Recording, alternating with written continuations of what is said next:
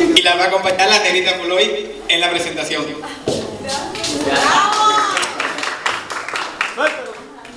Suéltalo, pollo y la...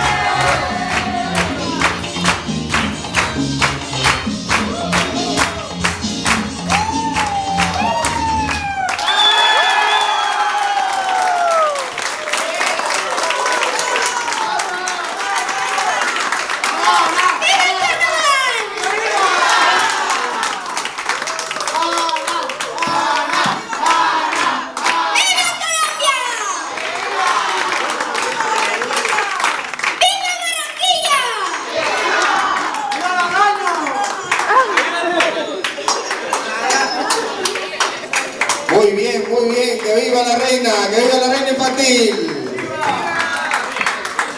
No te vayas, que tenemos que ponerte la corona.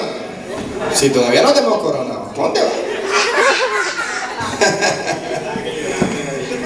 Bueno, está muy linda, hiciste muy bien las cosas, felicitaciones.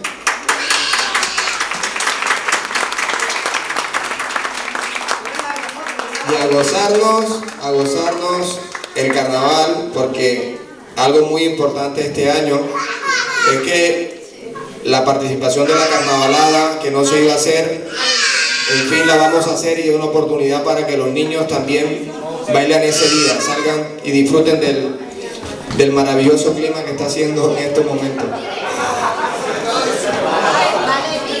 Bueno, en estos momentos Elena Martínez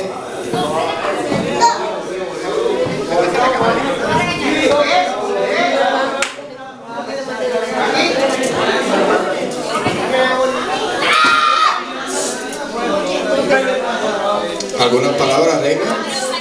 ¿Quiere decir algo?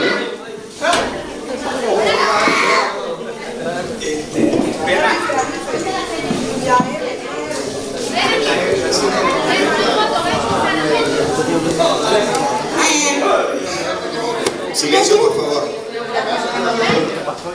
Hagan silencio para que la reina va a decir algo, ¿vale?